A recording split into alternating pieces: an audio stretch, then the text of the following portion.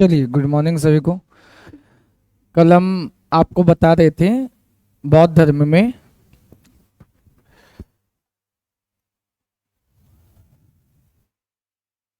कहाँ चल रहे थे हम लोग। बौद्ध, एक मिनट एक मिनट।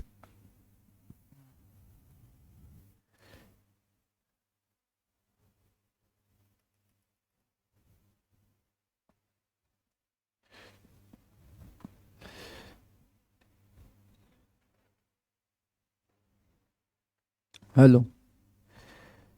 चलिए,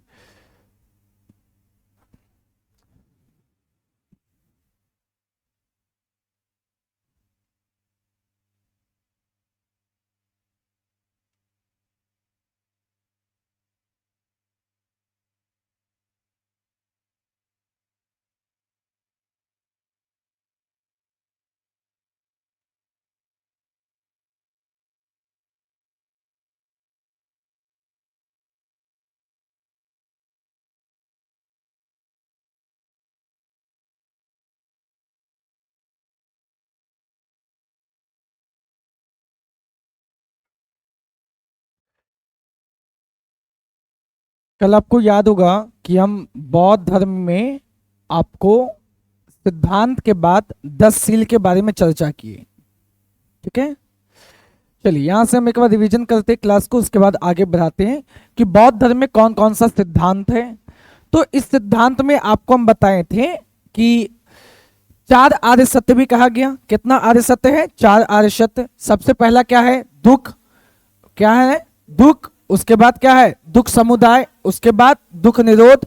उसके बाद दुख निरोध गामनी प्रतिपदा। ये आपका चार आर्य सत्य बौद्ध धर्म में, ये आपको व्याख्या किए थे। और इस चार आर्य सत्य के लिए एक मार्ग गौतम बुद्ध ने बताया, उसका नाम क्या है? अष्टांगिक मार्ग। क्या नाम है? अष्टांगिक मार्ग के बारे में बताया। ये आपका अष्टांगिक मार्ग आपके सामने। और इसके साथ साथ इन्होंने ये कहा कि ये अष्टांगिक मार्ग का पालन किस तरीके से किया जाए? मध्यम मार्ग। और किस तरीके से? मध्यम मार्ग के तरीके से किया जाए, ये बात भी आपको ध्यान रखना है। उसके बाद कल के क्लास में आपको 10 सील के बारे में चर्चा किए। और 10 सील को क्या कहा जाता है? शिक्षा पद। 10 सील को क्या कहा गया? शिक्षा पद कहा गया। अगर बुद्ध ने कहा निर्वाण की ओर आपको अग्रसर होना है तो कुछ बात को अपने जीवन में, नैतिकता में, सदाचार में अत्यधिक बल दिया जाए। जिसमें से कितना सील के बारे में? 10 सील। यानी पहला का नाम अहिंसा, उसके बाद अस्तेय, उसके बाद अपरिग्रह, उसके बाद आभूषण का त्याग कीजिए, उसके बाद नृत्य ज्ञान आदि से दूर रहना है, उसके बाद असमय भोजन नहीं करना है, फिर आपका सुखप्रद बिस्तर पे नहीं सोना, मद्य सेवन नहीं करना है, स्त्रियों से दूर रहना है, और व्यभिचार से भी क्या रहना है? दूर रहना। ये 10 सील के बारे में किन्होंने उपदेश दिया? किन्होंने उपदेश दिया? गौतम बुद्ध ने उपदेश दिया। आगे अगर बात किया जाएगा बौद्ध धर्म में, जीवन का अंतिम जो लक्ष्य है ना, वो आपका क्या है? निर्वाण है। और निर्वाण का मतलब होता है दीपक का बुझ जाना। दीपक का बुझ जाना ही क्या है? निर्वाण का मतलब है। दीपक का बुझ जाना का मतलब है जीवन, यानी कि मनुष्य जीवन मरण के चक्र से क्या हो गया? मुक्त हो गया। मनुष्य जीवन मरण के चक्र से क्या हो जाएगा? मुक्त हो जाना। यही आपको याद रखना निर्वाण कहलाता है। या दीपक का बुझ जाना ही क्या कहलाएगा? निर्वाण कहलाएगा। फिर आपको बताए थे कि बुद्ध के अनुसार, बुद्ध ने कहा कि निर्वाण इसी जीवन में प्राप्त हो सकता है किसी भी मनुष्य को, लेकिन महापरिनिर्वाण मृत्यु के बाद प्राप्त होगा। ये बात भी आपको बताए थे। फिर आगे आपको बताए बौद्ध दर्शन। ध्यान से सुनिएगा, ये आपका बहुत ज्यादा महत्वपूर्ण है। बौद्ध दर्शन में क्षणिकवाद का मतलब क्या है? संसार में कोई भी वस्तु स्थिर। अनिश्वरवाद का मतलब क्या है? ईश्वर की सत्ता में क्या बौद्ध धर्म विश्वास करता है? अरे करता है। तो ये अनिश्वरवाद है। क्या पुनर्जन्म को मानता है? अरे मानेगा। क्या पुनर्जन्म के बाद कर्म को मानता है? बिल्कुल, कर्मवाद को ही मानता है। और आपको याद रखना, लेकिन आत्मा को नहीं मानता है। कर्मवाद को मानेगा, आत्मा को नहीं मानेगा, पुनर्जन्म को मानेगा, ईश्वर को नहीं मानेगा। क्षणिकवाद का भावना है। और इसमें कहा गया कोई भी वस्तु स्थिर नहीं, ये बात भी आपको कल बताए थे क्लास में। चलिए फिर आपको बौद्ध संघ का कुछ कार्य प्रणाली बताएं कि बौद्ध संघ में किस तरीके से इसका स्थापना हुआ और इसमें किस तरीके से लोग प्रवेश होते हैं। और बौद्ध संघ का संस्थापक खुद कौन थे? गौतम बुद्ध। और स्थापना कहां पे किए? सारनाथ में। अरे कहां किए? और वही पांचों ब्राह्मण से मिलके किए, जो पांचों ब्राह्मण को इन्होंने क्या दिया था? प्रथम उपदेश दिया।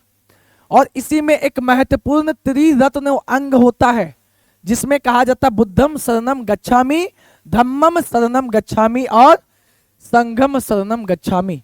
ये तीन आपका एक संघ का महत्वपूर्ण अंग है। कोई भी प्रवेश करेगा ये तीन रत्न का पालन करना एक अंग माना जाता है। कौन कौन?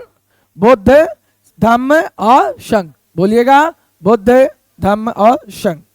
ये बात ध्यान रखना। फिर आपको पता होगा कि महिला का शुरुआत में प्रवेश क्या वर्जित था? हाँ या ना? वर्जित था, लेकिन बाद में प्रवेश इनको मिल गया था। ये बात भी ध्यान रखना। फिर आपको बताए थे कि क्या इसमें सभी धर्म का प्रवेश होता था? हाँ या ना? सभी जाति का, सभी वर्ण का प्रवेश इसमें होता था। यानी कि ये जो धर्म है वर्ण व्यवस्था का क्या किया? विरोध किया, खुल के विरोध किया। ये बात भी ध्यान रखिएगा। चलिए फिर आपको याद रखना, संघ में क्या अल्पवयस्क व्यक्ति को प्रवेश था? नहीं। कितना साल? कम से कम। और वो भी किससे पूछ के? माता पिता से पूछ के। कोई रोगी व्यक्ति, कोई चोर व्यक्ति, कोई हत्यारा, कोई दास, कोई ऋणी व्यक्ति, कोई लोन लेके बैठा हुआ है, उनको संघ में क्या प्रवेश था? हाँ या ना? बिल्कुल भी नहीं था। ये बात ध्यान रखिए। चलिए इस तरीके से हम लोग देखे थे हम लोग संघ के बारे में। और आज हम लोग समझने वाले हैं बौद्ध संगति। ध्यान से देखिए, बौद्ध संगति या बौद्ध सभा या बुद्धिस्ट काउंसिल। समझते हैं? ध्यान दीजिए। अगर बात किया जाए बौद्ध संगति के बारे में तो ये क्या था? जिस तरीके से आपको पता होगा कि जैन धर्म में, कौन सा धर्म में? जैन धर्मों में आपको पता होगा, देखे होंगे कि जैन साहित्यों का संकलन करने के लिए, जैन साहित्य का क्या करने के लिए? संकलन करने के लिए कितना जैन सभा का आयोजन? 2। अरे कितना जैन सभा का आयोजन हुआ था? 2। पहला पाटलिपुत्र में हुआ चंद्रगुप्त मौर्य के समय। पहला कहां पे हुआ? पाटलिपुत्र में। कहा? किसके समय? चंद्रगुप्त मौर्य के समय। भद्रबाहु उसके क्या थे? अध्यक्ष थे। उसी में 12 अंगों का संकलन किया गया था। अरे किया गया। और दूसरा जैन सभा का आयोजन वल्लभी गुजरात में हुआ था। देवर्धि श्रम, देवर्धि गण या क्षमाश्रमण। अरे था याद? और उसमें हर एक जैन साहित्यों को लिपिबद्ध कर दिया गया कि हाँ जो है यही जैन ग्रंथ है। ठीक उसी प्रकार बौद्ध धर्म में भी, बौद्ध धर्म में आपको याद रखना बौद्ध संगति एक महत्वपूर्ण स्थान रखता है बौद्ध धर्म का प्रचार प्रसार के लिए। और जिस तरीके से जैन धर्म में 2 जैन सभा का आयोजन हुआ, ठीक उसी प्रकार बौद्ध धर्म में 4 बौद्ध सभा का आयोजन हुआ। कितना? 4। और यहां भी ग्रंथों को लिपिबद्ध किया गया, यानी कि यहां भी साहित्यों का संकलन करने के लिए बौद्ध सभा का आयोजन किया गया। अलग अलग समय में, अलग अलग राजाओं के समय में, अलग अलग अध्यक्षता में। और क्या कहानी होता है ध्यान से सुनिएगा। तो पहला लाइन हम यही लिख देते हैं आपको कि बौद्ध धर्म में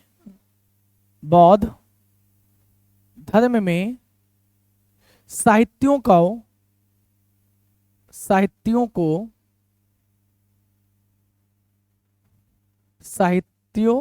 को संकलन करने के लिए कुल 4, कितना हो जाएगा? 4 बौद्ध सभा का आयोजन हुआ। कुल कितना? 4। अब समझते एक एक करके, एक एक को समझेंगे। प्रथम बौद्ध सभा, ध्यान दीजिएगा।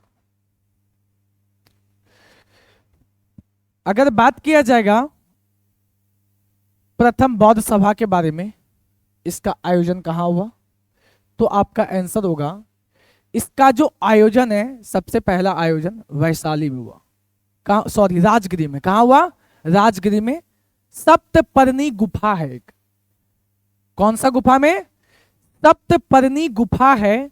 उसी गुफा में आपको याद रखना है, पहले थोड़ी था ऑडिटोरियम वगैरह, थोड़ी था पहले। ऑडिटोरियम रहता तो ऑडिटोरियम में होता, पहले भवन रहता बड़ा बड़ा तो भवन में होता, पहले गुफा वगैरह था। समझ में आ गया? या कोई वन था, यानी कि गार्डन था, गार्डन में हो जाए। तो इसका आयोजन के बारे में बात करेंगे। ये सभा का हुआ कहां पे था, कौन सा स्थान में हुआ था, तब आपका आंसर होगा राजगिर के, राजगिरी था उस समय नाम, राजगिरी के सप्तपर्णी गुफा में। कहां पे हुआ?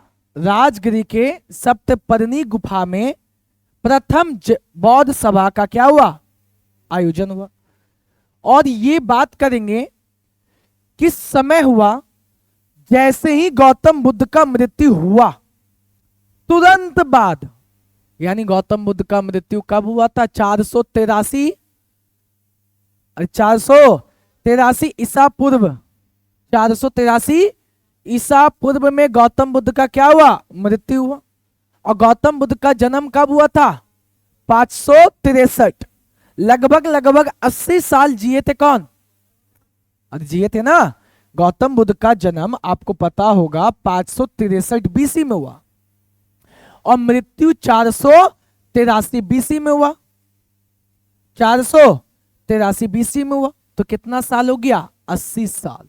80 वर्ष की आयु में किनका मृत्यु हुआ था? गौतम बुद्ध का।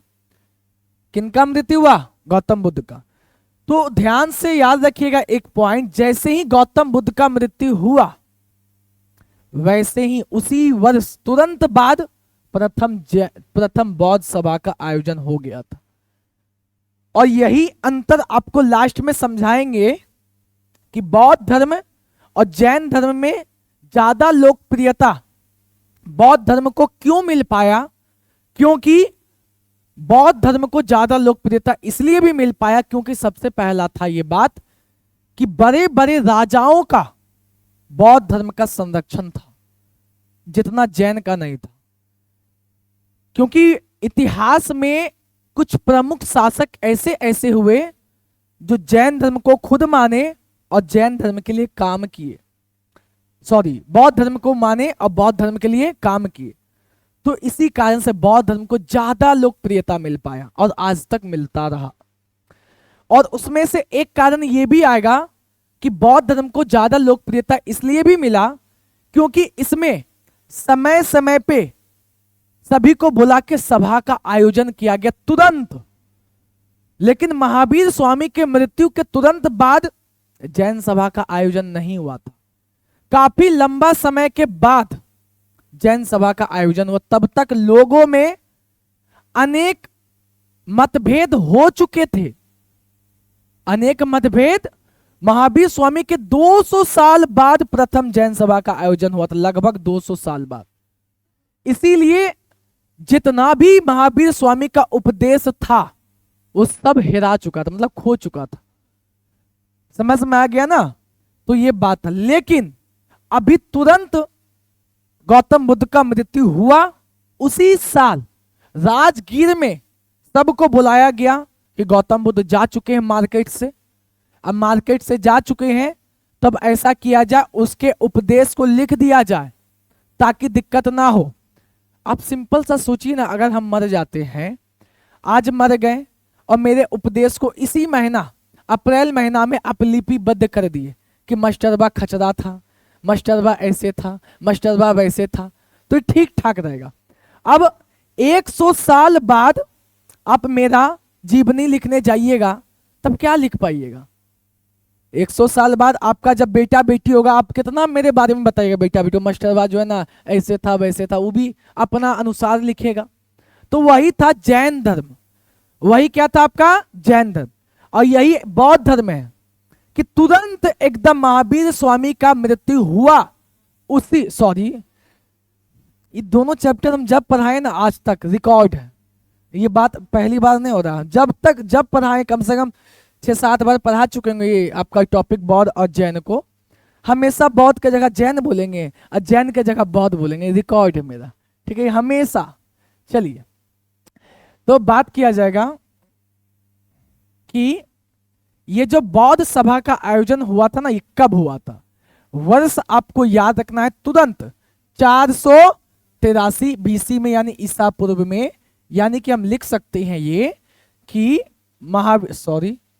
गौतम बुद्ध के मृत्यु के तुरंत बाद। और बात करेंगे इसमें अध्यक्ष कौन थे, तो इसमें अध्यक्ष के बारे में आपको याद रखना है, कौन थे, महाकश्यप। क्या नाम था, इसमें जो अध्यक्ष थे, एक अध्यक्ष बनाया गया था, चेयरमैन बनाया गया था, जिनका नाम था महाकश्यप। क्या नाम था, महाकश्यप। और इस समय मगध का राजा कौन था, यह भी पूछा जाता है। मगध का शासक कौन था, अजात शत्रु। क्या नाम हो जाएगा, अजात शत्रु इस समय मगध का शासक हुआ करता था, जो कि आपको ध्यान रखना है नंद वंश का था। कौन से वंश का था, हर्यक वंश का था, हर्यक वंश का था। ये आपका कौन से वंश का था, हर्यक वंश का था, ये बात आपको याद रखना है। और इसी हर्यक वंश के बारे में अगले मंगलवार से आपका चलने वाला, यही आपका कौन, हर्यक वंश।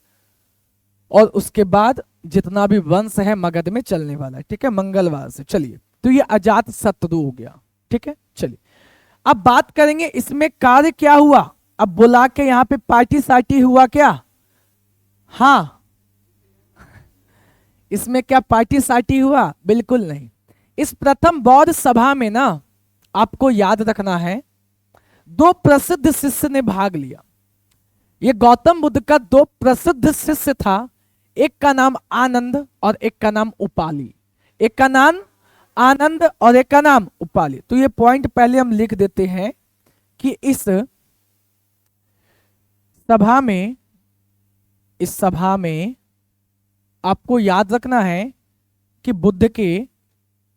गौतम बुद्ध के 2 शिष्य, 2 प्रसिद्ध शिष्य, ठीक है, 2 प्रसिद्ध शिष्य, एक का नाम था आनंद।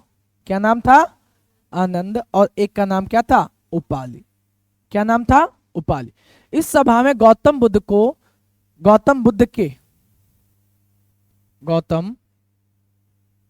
के 2 प्रसिद्ध शिष्य आनंद और उपाली ने भाग लिया। ये बात आपको याद रखना, एक का नाम आनंद और एक का नाम उपाली। और कार्य क्या हुआ, ये सबसे ज्यादा पूछा जाता है, तो ध्यान से सुनिए। देखिए, एक वर्ड है जिसका नाम है पिटक। क्या वर्ड है, पिटक। पिटक का मतलब क्या होता, बता सकते हैं, किताब। एक तरीके से, जिस तरीके से जैन ग्रंथों में बात करेंगे, जैन ग्रंथों के पुस्तक को या जैन ग्रंथों को आगम कहते हैं ना, क्या कहते हैं, आगम। जैन ग्रंथों को क्या कहते हैं, आगम। कल बताए थे और उससे पहले भी बताए थे।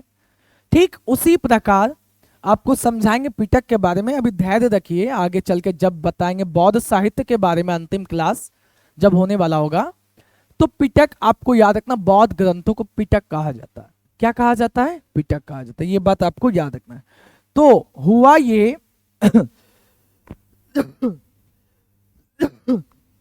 अगर बात किया जाएगा तो इसमें हुआ क्या, तो इसी सभा में बुद्ध के उपदेश, सिद्धांत और नियम, जो गौतम बुद्ध के अगर बात करेंगे उपदेश, नियम और जो सिद्धांत थे, उनको पिटक के रूप में जोड़ा गया, यानी कि हम सीधा सीधा एक बात लिखते हैं यहाँ पे दो पिटक को जोड़ा गया। कितना पिटक को? दो पिटक को। ये बात हम सीधा सीधा लिख देते हैं। एक का नाम था सुत्त पिटक, एक का नाम था विनय पिटक। एक का नाम सुत्त पिटक और एक का नाम क्या था? विनय पिटक। आपको याद रखना, इसमें जोड़ा गया। लिख देते हैं यहां पे, इस सभा में बुद्ध के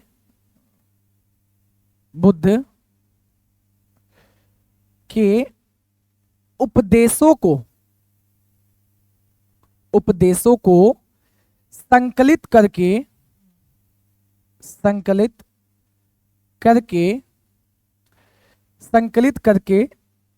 सुत्त तथा विनय दो पिटकों को जोड़ा गया। तो कितना पिटक को जोड़ा गया? दो पिटक का संकलन हुआ या दो पिटक को जोड़ा गया, या आप जो कहना चाहते हैं वो कह सकते हैं। एक पिटक का नाम क्या है आपके सामने देख सकते हैं, जिसका नाम क्या हो गया? सुत्त पिटक, और एक का नाम क्या हो गया? विनय पिटक। और बात करेंगे इसमें दो प्रसिद्ध का नाम क्या था? आनंद और उपाली, ये दो शिष्य थे। अब बात है सुत्त पिटक और विनय पिटक के बारे में, ध्यान से सुनिएगा। बात किया जाएगा, एक एक करके समझते दोनों को, ध्यान से देखिए। पहला हमारा है सुत्त पिटक, वैसे आगे जाके समझा देंगे, फिलहाल अभी जो हमको समझना थोड़ा सा पॉइंट समझ लेते। बात करेंगे सुत्त पिटक के रचनाकार के बारे में कि इसका रचना कौन किया। तो सुत्त पिटक का रचना करने वाला था आनंद। कौन था? आनंद। सुत्त पिटक के बारे में बात करेंगे ना, इसका रचना कौन किया? आनंद। जबकि बात करेंगे एक पिटक का नाम क्या था? विनय पिटक। कौन सा पिटक? विनय पिटक के बारे में। तो इस विनय पिटक का रचनाकार कौन था? उपाली। कौन था? उपाली। उपाली को जान रहे हैं ना? उपाली और आनंद हम पहले ही लिख चुके हैं कि प्रथम बौद्ध सभा में दो प्रसिद्ध शिष्य भाग लिया, एक का नाम आनंद और एक का नाम उपाली। और आप यहां देख सकते हैं ये दोनों ने पिटक का रचना किया, एक सुत्त पिटक और एक विनय पिटक। अब सवाल ये उठता है कि इसमें क्या दिया गया है और विनय पिटक में क्या दिया गया। बात करेंगे बुद्ध की शिक्षा। किसका? बुद्ध की शिक्षा या सिद्धांत या नियम के बारे में अगर बात करेंगे, बौद्ध धर्म में गौतम बुद्ध की शिक्षा, सिद्धांत या नियम का संकलन किसमें है? सुत्त पिटक में। यह बात आपको याद रखना। तो इसमें बुद्ध के सिद्धांत या व नियम का संकलन है। ठीक है। और विनय पिटक में क्या दिया गया है?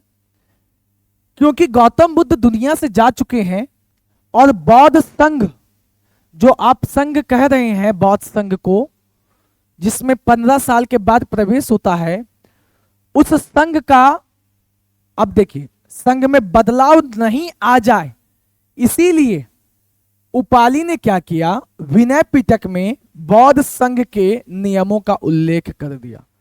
देखिए, कोई चीज अगर लिखा रहता है ना, क्योंकि बोली से ज्यादा ना लिखा हुआ का वैल्यू समझते हैं, ये बात याद रखिएगा। आप कितना भी 30 मार खान है ना, कितना भी दुनिया में बहुत बड़ा 30 मार खान है, आप अगर कोर्ट कचहरी अगर गए होंगे ना, वहां पे कितनों बोल लीजिएगा ना, आपका वैल्यू नहीं है। वहां पे आपका फाइल ही चेक किया जाएगा। आप कितनों बोल लीजिएगा, हम ये है, हम ये है, हम वो है, ये है, वहां पे वैल्यू नहीं दिया जाता। वहां पे आपका फाइल चेक किया जाता, आपका बोली और आपका रोना और धोना, दया ममता वहां नहीं चलता। कोर्ट में, थाना में कभी नहीं। आप अगर गए होंगे और भगवान ना करे 3 जगह का फेरा ना लगे, थाना, कोर्ट और डॉक्टर का, ये 3 जगह का फेरा आपको जीवन में ना लगे, भगवान ना करे, क्योंकि तीनों जगह ना बर्बादी का घर है। इतना पैसा यहाँ लूटा जाएगा, कहने का बात नहीं, इस तरीके से लूटा जाएगा, आपको देना ही पड़ेगा। डॉक्टर पास कहाँ मना कीजिएगा। डॉक्टर आपको कह देगा कि हाँ ये इंजेक्शन लगेगा, क्या बोलेगा? नहीं, इस बार नहीं दिलाएंगे, अब डिले भी नहीं करेंगे, छोड़ दीजिए इसको। ऐसा थोड़ी कीजिएगा। वो कह रहा है इस इंजेक्शन से ठीक हो जाएगा, आपके पास पैसा हो चाहे ना हो, कर्जा लेके आके उसको दीजिएगा सबसे पहले। समझ में आ गया ना? ठीक है, तो ये 3 जगह का फेरा ना लगे, तो वही हम बताएं, तो वही चीज किया गया। तो इसमें बौद्ध संघ का, किसका? बौद्ध संघ के नियमों का उल्लेख इसमें मिलता है। तो इसमें बौद्ध संघ का, बौद्ध संघ का नियम, इसमें बौद्ध संघ के, इसमें बौद्ध संघ का नियमों का संकलन है। अब ध्यान से देखिए, ये जो आपका है ना सुत्त पिटक, आगे जाके बताएंगे, फिलहाल बता देते हैं, ये 5 भागों में विभाजित है। कितना भाग में? 5। और इसी भाग को भाग नहीं कहा गया, इसी भाग को निकाय कहा गया। निकाय क्या कहा गया? निकाय। तो ये पिटक 5 निकायों में बताएंगे। 5 के बारे में आगे चल के, फिलहाल एक के बारे में मन कर रहा बताने का, बता दें। ये पिटक 5 निकायों में बटा है, और इसमें से एक निकाय है अंगुत्तर निकाय। कौन सा निकाय? अंगुत्तर निकाय। इसके बारे में चर्चा आएगा, बार बार आएगा आगे चल के ये बुक के बारे में, क्योंकि 16 महाजनपद के बारे में संपूर्ण जानकारी आपको याद रखना है। किसमें मिलता है? तो अंगुत्तर निकाय में। किसमें? अंगुत्तर। और इसी में एक प्रमुख निकाय है, प्रमुख निकाय, जिसका नाम है अंगुत्तर। क्या नाम हो जाएगा? अंगुत्तर निकाय। और इस अंगुत्तर निकाय के बारे में आपको याद रखना है कि 16 महाजनपद, कौन महाजनपद? जो आगे चल के पढ़ाने वाले हैं कि कुल कितना महाजनपद हुआ? 16। और इस 16 महाजनपद के बारे में जानकारी बौद्ध के किस ग्रंथों में मिलता है? अंगुत्तर निकाय। और ये अंगुत्तर निकाय किस पिटक का हिस्सा है? सुत्त पिटक का।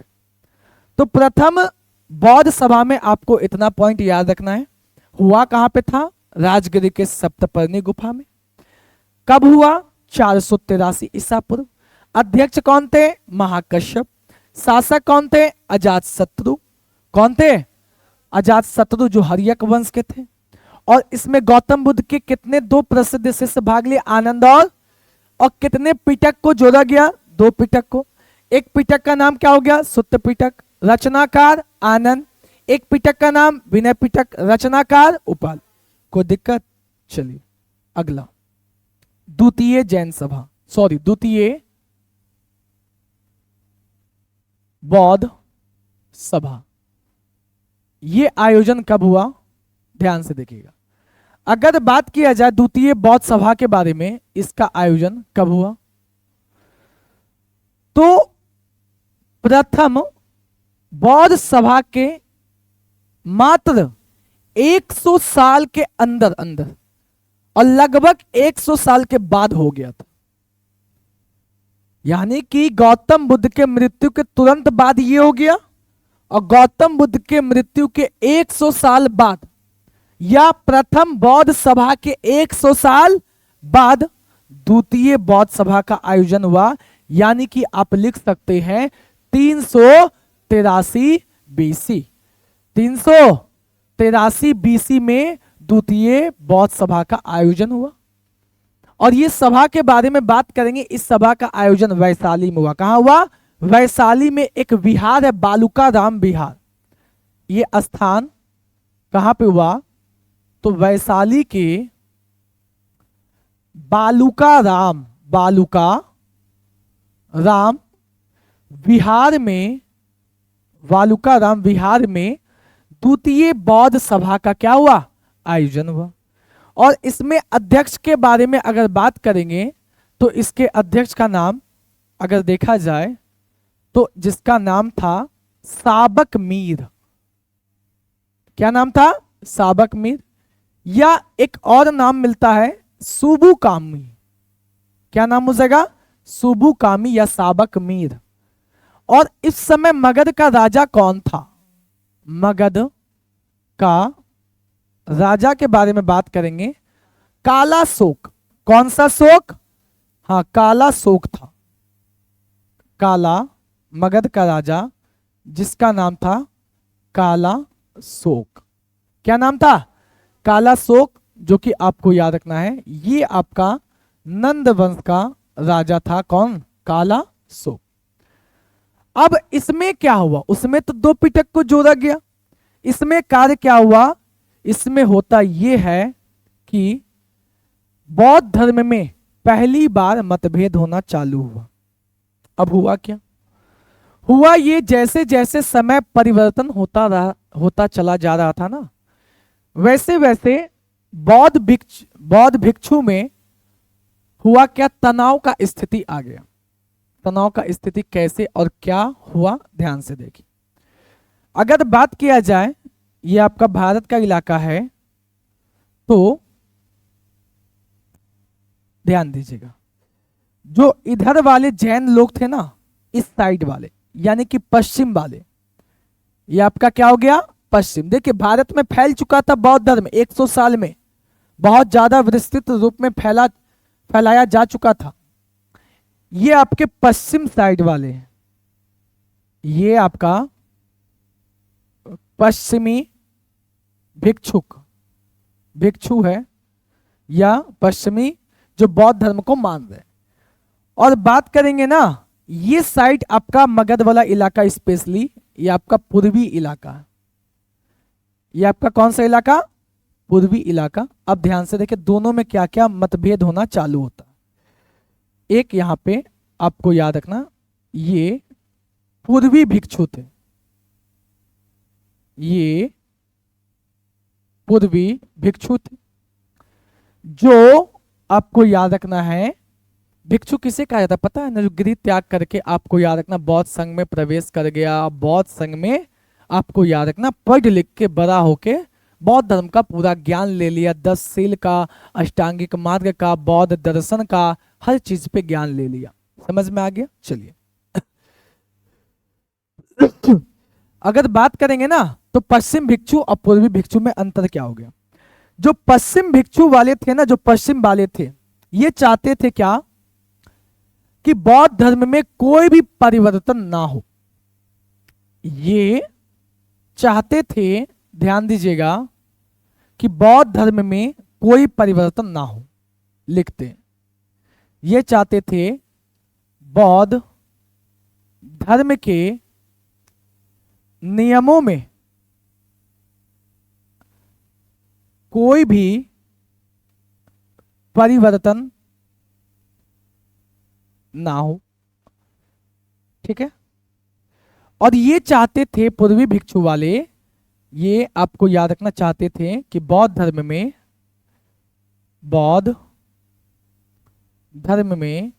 के नियमों में, बौद्ध धर्म में नहीं, बौद्ध धर्म के नियमों में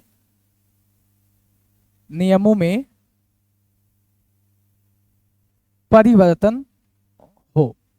अब ध्यान दीजिए, ये क्या चाहते थे? परिवर्तन। अरे क्या चाह रहे हैं? परिवर्तन नहीं हो, बौद्ध धर्म के नियमों में परिवर्तन नहीं हो। और ये क्या चाह रहे हैं? बौद्ध धर्म के नियम में परिवर्तन हो। अब देखिए, एक बात आपको सत्य बताते हैं, इस पृथ्वी पे ना धर्म को बनाने वाला मानव है, ये बात सत्य है। इस पृथ्वी पे धर्म को बनाया ही मानव है, और इसी धर्म के लिए लोग जी भी रहे हैं, और इसी धर्म के लिए लोग मर भी रहे हैं। समझ में आ रहा है ना? और इसी धर्म के लिए लोग आपस में दुश्मनी भी कर रहे हैं। पूरा देश का हाल यही है। पूरा देश में अगर देखा जाए ना, तो धर्म एक ऐसा चीज हो चुका है आज के युग में कि एक दूसरे को लोग मनुष्य की तरह देखना पसंद नहीं करते। अगर आप दूसरे मजहब के हैं और हम दूसरे मजहब के हैं, ठीक है, तो दुश्मनी की तरह आप भावना की तरह देखते हैं। ये इंसानियत नहीं है। ठीक बात है, धर्म की तरह जीना, धर्म भी आवश्यक है जीवन में। अगर धर्म नहीं रहेगा ना, तब इंसान नहीं रहेगा, वो जानवर की तरह जिएगा। धर्म एक आपको डरा के रखता है जीवन में, ये बात याद रखिएगा। धर्म जो है आपको जीवन में डरा के रखता है कि अगर हम ये काम करते हैं तो भगवान हमको सजा देगा। इसीलिए आपको याद रखना, जिस धर्म को मानते हैं ना यार, इसीलिए थोड़ा सा डर बनाने के लिए धर्म के साथ जीना आवश्यक है।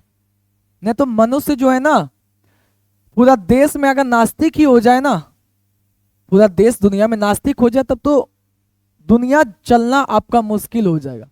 एक धर्म के अनुसार चलते हैं ना, तो थोड़ा सा तो एक भावना रहता है डर का, और डर का भी होना जीवन में आवश्यक है। अगर आपको घर में किसी से डर लगता भी नहीं है, तब तो आप खुला सार के तरह घूमते हैं दिन रात एकदम कहीं भी। अगर थोड़ा सा डर है बाप माई से, कुछ भी डर, तब थोड़ा सा उनका ख्याल रख के आप घर में रुक जाते हैं। समझ में आ गया? चलिए, तो अब क्या था, पश्चिम भिक्षु वाले कहते थे परिवर्तन चाहिए हमको नियम में। परिवर्तन किस बात का चाहिए था इनको? आखिर सॉरी, इनको किस बात का परिवर्तन चाहिए था, इसको किस बात का नहीं?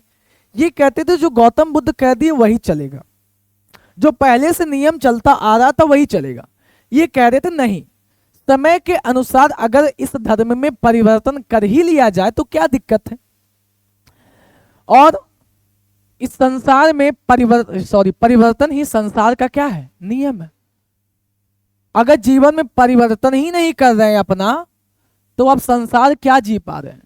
तो परिवर्तन ही संसार का नियम है। ठीक है, आप जो कहते हैं ना सैक्रिफाइस, सैक्रिफाइस क्या है? सैक्रिफाइस कुछ भी सैक्रिफाइस नहीं। पहले के रूटीन को आप तोड़िएगा ना, वही सैक्रिफाइस। जो कष्ट होगा ना, सैक्रिफाइस।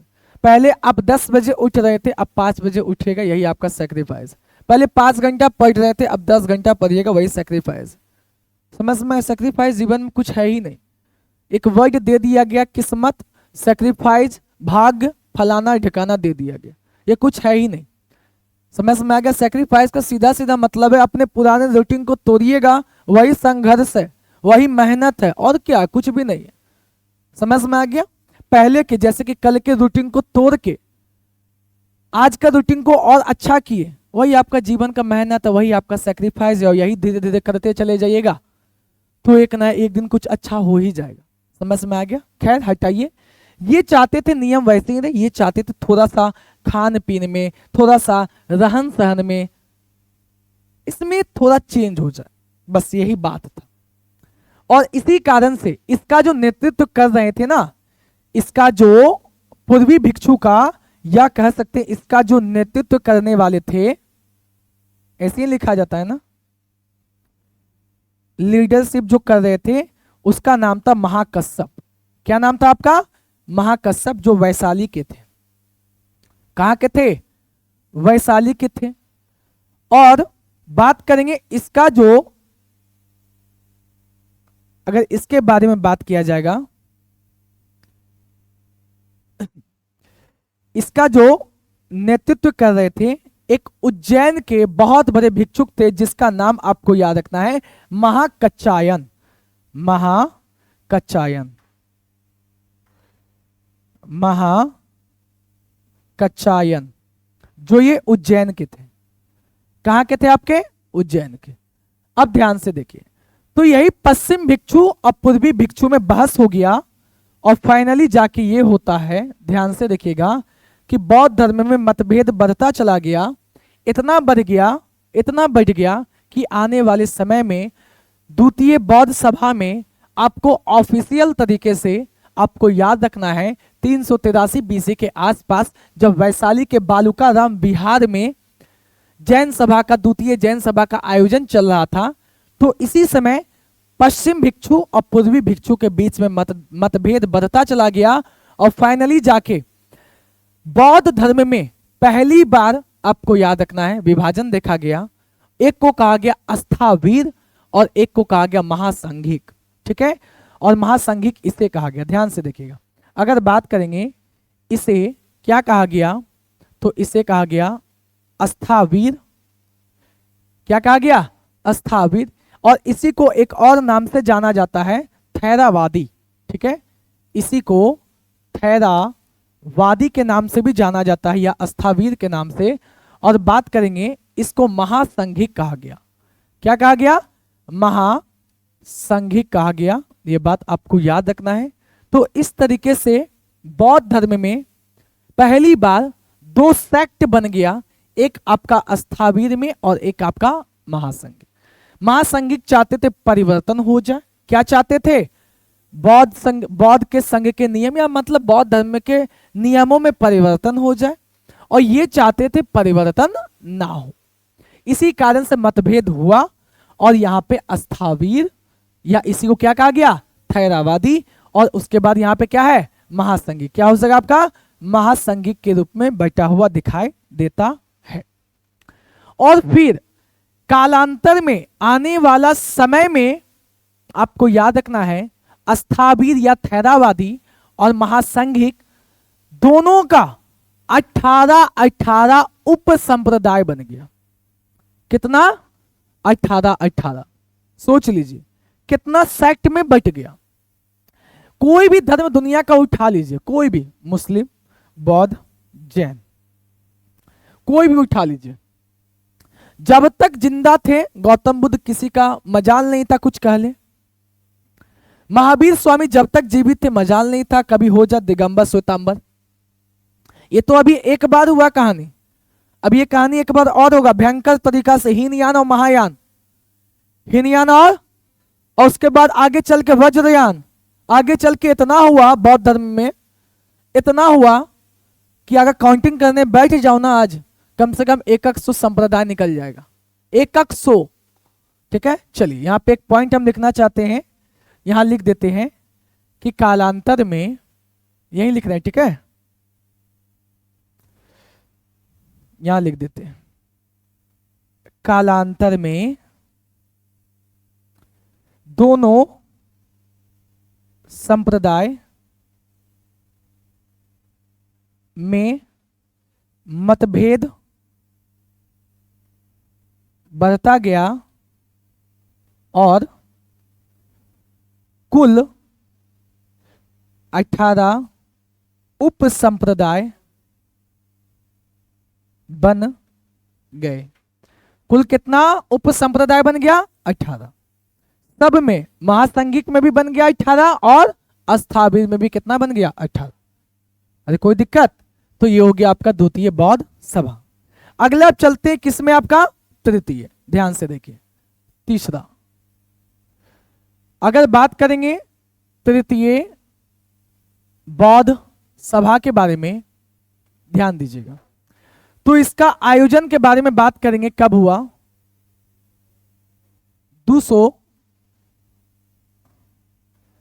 200 आपको याद रखना है, 50 भी मिलता है, 251 भी मिलता है, 255 भी मिलता है, बीसी यानी कि ईसा पूर्व। अब बात है कि क्या सबसे ज्यादा प्रयुक्त है, तो सबसे ज्यादा प्रयुक्त अगर बात किया जाए वो है आपका कौन सा? 251। ठीक है, अगर बात किया जाएगा इसका स्थान कहां पे है, तो ये कहां पे हुआ? पाटलिपुत्र में। और पाटलिपुत्र में एक स्थान है जिसका नाम है अशोकाराम विहार। क्या नाम है? अशोकाराम विहार। तो पाटलिपुत्र के अशोकाराम विहार में, कहां पे आपका?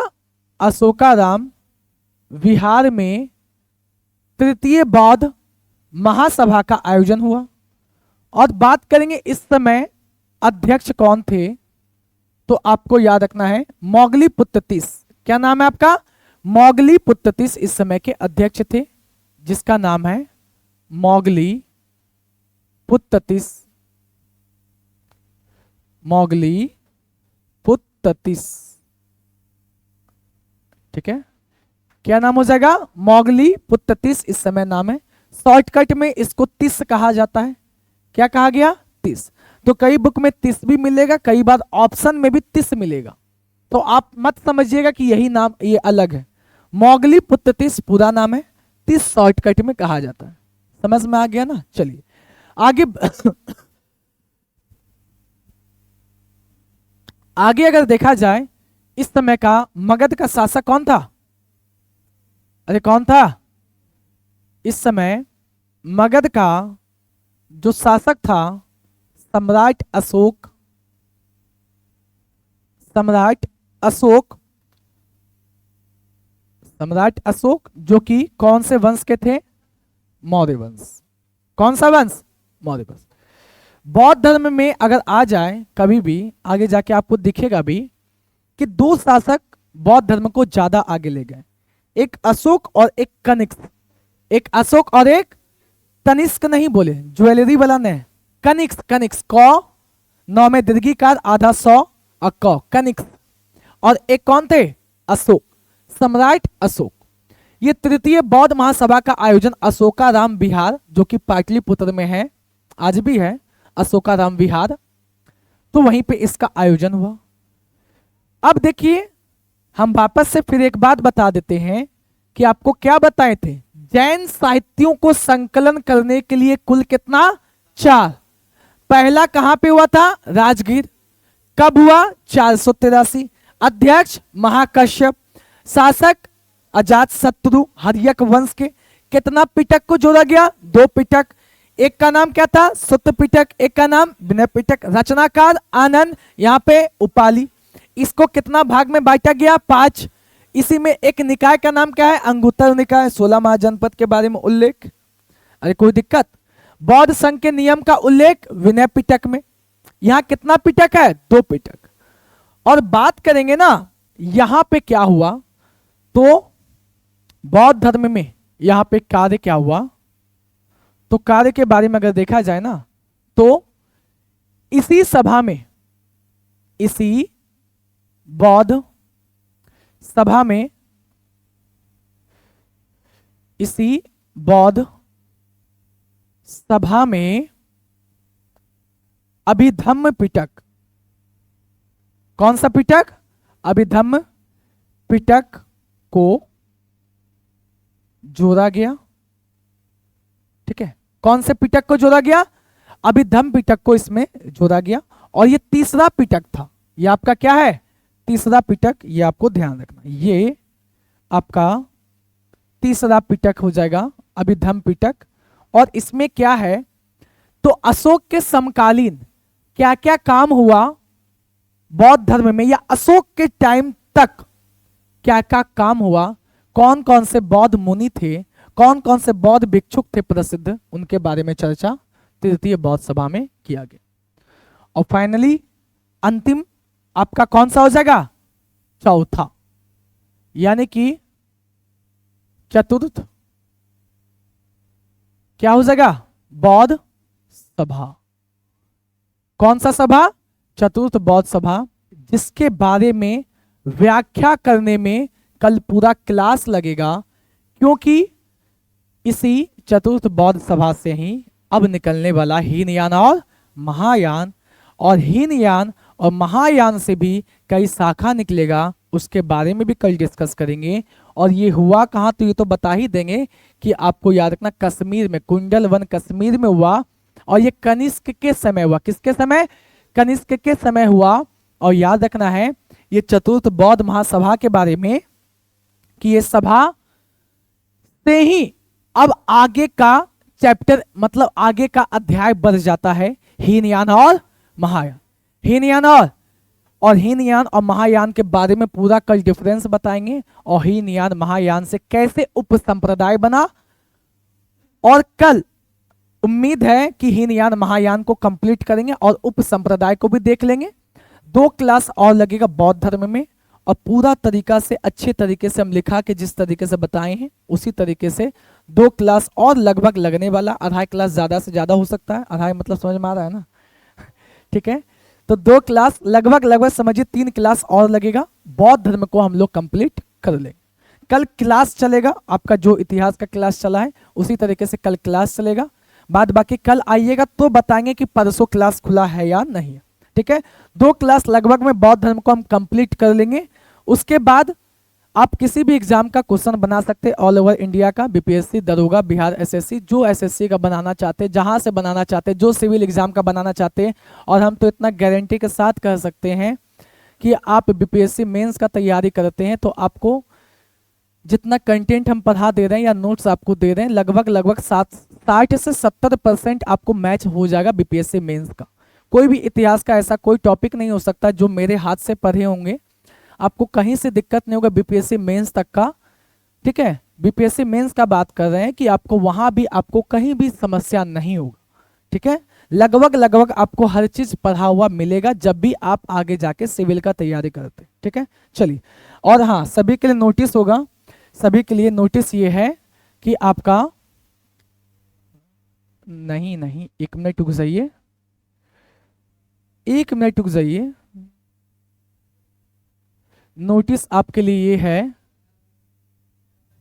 अरे हाँ बउआ, तबीयत खराब में भी जानते हैं आप लोग ना हमको, है ना, बहुत जान मार देते हैं।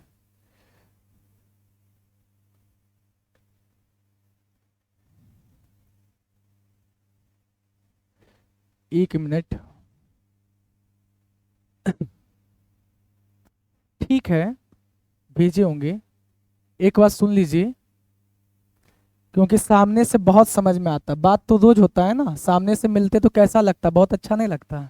उसका आंखों में डाल के बात करते हैं, हंसती हो गया, वाह बाबू, समझ में आ गया ना, आंखों में डाल के बात करते हैं ना, बात तो रोज होता है, वीडियो कॉल क्यों जाते हैं मिलने के लिए, समझ में आया ना। अरे आप लोग, चलिए, सबसे पहला बैच आपका यहाँ पे ये रहा, ये आपका पहला बैच नंबर है, वही इतिहास का बैच है, जो कि आपको याद रखना है, यानी 2 अप्रैल मंगलवार से चालू होने वाला है। समय वही है 6 से 7 जो चलता है समय, 6 से जितना बजे भी चालू होगा, 1 घंटे क्लास होगा, जो भी होगा, चाहे 6:15 चालू हो जाए, चाहे 6:20 में चालू हो जाए, 1 घंटे क्लास अभी तक लिए, 1 घंटे क्लास होगा आपका यहाँ पे 2 अप्रैल मंगलवार से। और इस दिन आपका चालू होने वाला है महाजनपद के बारे में पूरा व्याख्या करेंगे कि 16 महाजनपद कहाँ कहाँ है, किस तरीके से बना और किस प्रकार हुआ, और उसके बाद 16 महाजनपद को तैयार करके हम लोग चलेंगे डायरेक्ट मगध में। कहाँ चलेंगे?